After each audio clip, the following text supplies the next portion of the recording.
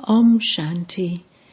This is the Sakar Murli of the 7th of February 2024. Essence. Sweet children, soul consciousness makes you into the masters of the world, whereas body consciousness makes you poverty-stricken. Therefore, may you be soul conscious. Question. Which practice helps you a lot to become bodiless? Answer. Constantly consider yourselves to be actors. Just as an actor takes off his costume as soon as his part is over, in the same way, you children also have to practice this. As soon as you finish performing your acts, take off your costumes, bodies, and become bodiless. Continue to practice being brother souls. This is an easy way to become pure. By looking at the bodies, there are criminal thoughts. Therefore, may you be bodiless. Om Shanti.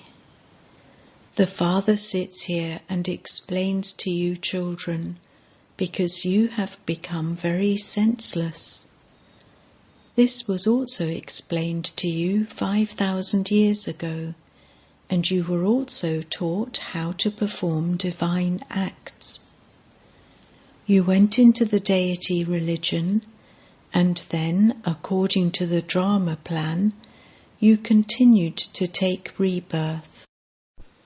Your degrees decreased, and you have now reached the stage where there are practically nil degrees remaining, because this is the Tamo-Pradhan kingdom of Ravan. Before this kingdom of Ravan, everything was at first Sato-Pradhan. Then it went through the stages of Sato, Rajo and Tamo. It has now become completely Tamo-Pradhan. It is now the end of it. The kingdom of Ravan is called the devilish kingdom. In Bharat there is the fashion of burning Ravan. Only the people of Bharat speak of the kingdom of Rama and the kingdom of Ravan. The kingdom of Rama exists in the Golden Age, and the kingdom of Ravan exists in the Iron Age. These matters have to be understood. Baba is amazed that very good children cross out the line of their fortune because they don't fully understand. The defects of Ravan cling to them. They themselves speak of divine virtues. The Father has explained to you that you are those same deities. You have experienced 84 births. This difference and how you have become Tamo-Pradhan has been explained to you. This is the kingdom of Ravan. Ravan is the greatest enemy and has made Bharat poverty-stricken and Tamo-Pradhan. There aren't so many people in the kingdom of Rama. There is just the one religion there. Here there is the influence of evil spirits over everyone. There are the evil spirits of anger, greed and attachment. You forget that you are imperishable and that bodies are perishable. You don't become soul conscious at all. There is a lot of body consciousness. There is the difference of day and night between body consciousness and soul consciousness. Soul conscious deities become the masters of the whole world. By becoming body conscious, they have become poverty-stricken. Bharat was the golden sparrow. They speak of this, but they don't understand the meaning of it. Shiv Baba comes to make your intellects divine. The Father says, "Sweetest children, I make you into the masters of the world." This Lakshmi and Narayan were the masters of the world. Did you ever hear who gave them their kingdom? What deeds did they perform that they claimed such a high status? It is a matter of karma. When people perform devilish deeds, those deeds are sinful. In the Golden Age, deeds are neutral. There is no account of karma there. The Father explains, because of not understanding, people cause a lot of obstacles. They say that Shiva and Shankar are one and the same. However, they show Shiva alone as the incorporeal one, whereas they show Shankar with Parvati, and so the activities of each are different. How can a minister and the president be one and the same? The status of each is completely different. So how could Shiva and Shankar be one and the same like they say? You know that those who are not going to become part of the community of Rama will not understand this. The devilish community will defame you and create obstacles because they have the 5 vices in them. The deities are completely viceless. They have such a high status. You now understand that you were so viceless. All are born through vice. Sannyasis too have to take birth through vice. They then take up renunciation. These things do not exist in the Golden Age. Sannyasis do not understand the Golden Age. They say that the Golden Age exists all the time, just as they say that Sri Krishna is present everywhere and that Radhe is present everywhere. There are so many opinions and innumerable religions. The divine directions that you are now receiving continue for half a cycle. You are the mouth-born creation of Brahma, and you then become part of the clan of Vishnu and then the Moon Dynasty. Those two are called dynasties, whereas it is said, the Brahmin clan. This cannot be called a dynasty. There is no kingdom here. Only you understand this. Only some amongst you also understand this. Some don't reform themselves at all. They have one evil spirit or another. There are the evil spirits of greed and anger. There are no evil spirits in the Golden Age. Deities exist in the Golden Age. They are very happy. It is the evil spirits that cause sorrow. The evil spirit of lust causes sorrow from its beginning through the middle to the end. You have to make a lot of effort here. This is not like going to your auntie's home. The Father continues to tell you, if you consider yourselves to be brothers and sisters, there cannot be criminal vision. Courage is needed for everything. Some say, if you don't want to get married, get out of this house. Therefore, courage is needed. You also have to check yourselves. You children are becoming multi-million times fortunate. all of this is going to be destroyed. Everything is going to turn to dust. Some continue to move along with very good courage. Some have courage and then fail. The Father continues to explain every situation to you. However, if you don't do anything, it is understood that you don't have full yoga. The ancient Raj Yoga of Bharat is very well known. It is only by having this yoga that you become the masters of the world. This study is your source of income. It is by studying this that you claim a high status number-wise. Even in the relationship of brother and sister, the intellects of some cause mischief. This is why the Father takes you even higher than that. Consider yourselves to be souls. Also consider others to be brother souls. If we are all brothers, there cannot be any other vision.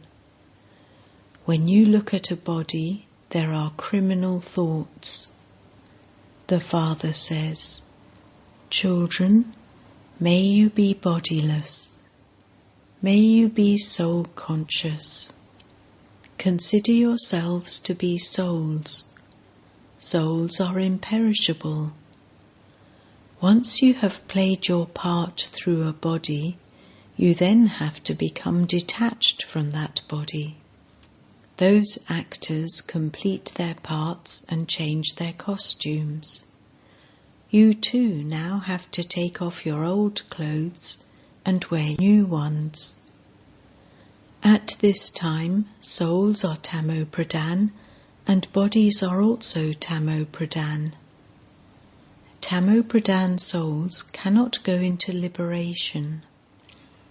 Only when they become pure can they go there. Impure souls cannot return home. It is a lie when they say that so-and-so merged into the Brahma element.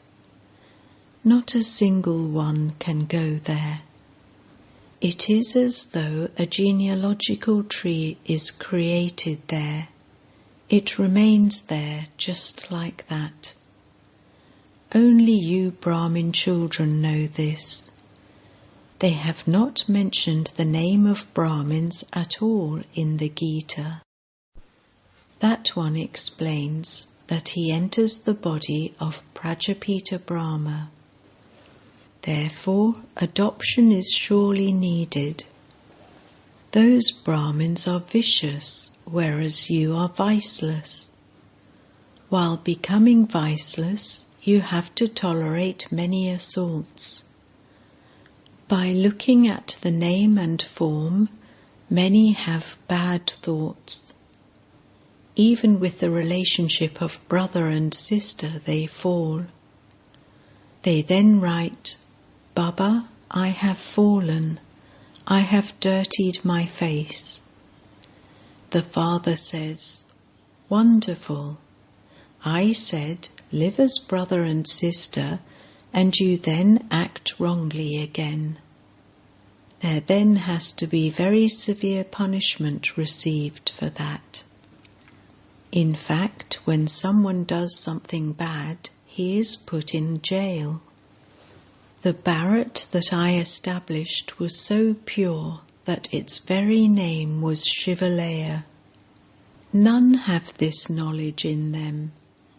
All the scriptures, etc., are the physical paraphernalia of the path of devotion. In the Golden Age, all are in salvation, and this is why they don't need to make effort. Here, everyone is making effort for liberation and salvation because they are in degradation. They go to bathe in the Ganges, but would the water of the Ganges give them salvation?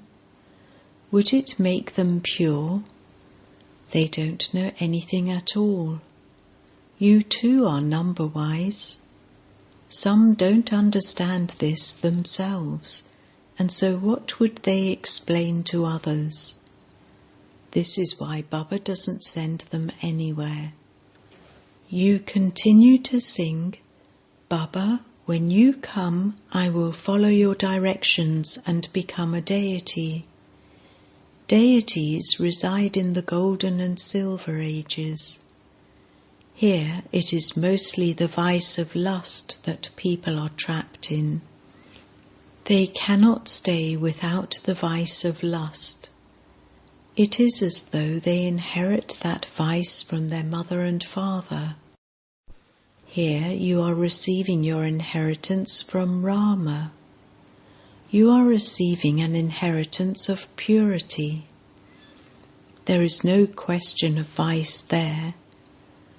Devotees say that Sri Krishna is God. You show him as someone who takes 84 births. Oh, but God is incorporeal. His name is Shiva. The Father explains to you so well. He also has mercy. He is merciful. You children are so good and sensible.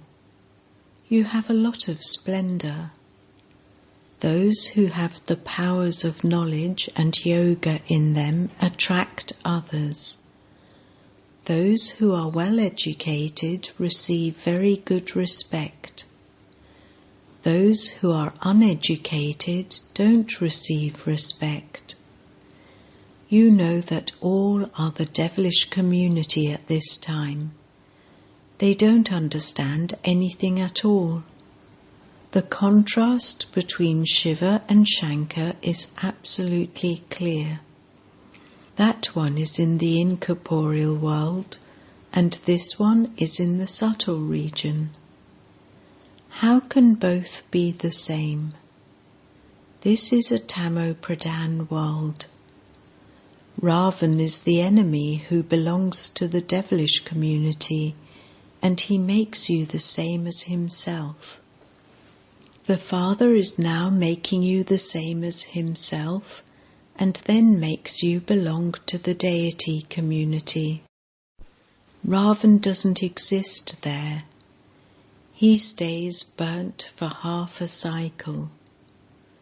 The kingdom of Rama exists in the Golden Age. Gandhiji wanted the kingdom of Rama, but how could he establish the kingdom of Rama? He didn't give teachings for anyone to become soul conscious. Only the Father says at the confluence age, may you be soul conscious. This is the age for becoming elevated. The Father continues to explain to you with so much love. You should repeatedly remember the Father with so much love. Baba, it is your wonder. We had such stone intellects, and you are now making us so elevated.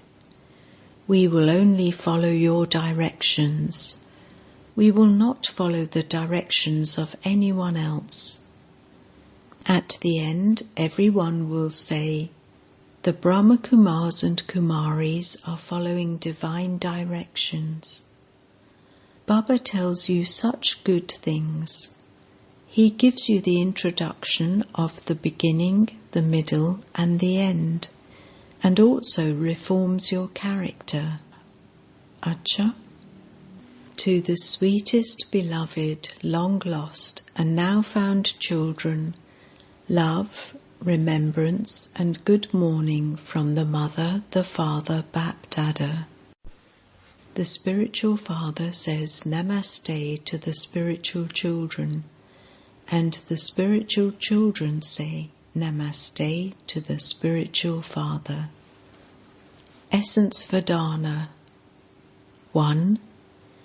In order to make your vision pure and clean, do not look at the name and form of anyone. Practice becoming bodiless. consider yourself to be a soul and speak to your brother soul. 2. In order to receive respect from everyone, imbibe the powers of knowledge and yoga. Become full of divine virtues. Do service by improving your character. Blessing, may you be soul conscious, and instead of being illness conscious, settle your karmic accounts in happiness. Everyone's body is now old, and so each one has one or another small or big illness. However, if your body affects your mind, you would be doubly ill and become illness conscious. Therefore, do not let your mind have any thoughts of illness, and you will then be called soul conscious. Never be afraid of any illness. Just take a little fruit in the form of medicine and bid farewell to the illness. Settle your karmic accounts in happiness. Slogan: to experience every virtue and power means to be an embodiment of experience. Om Shanti.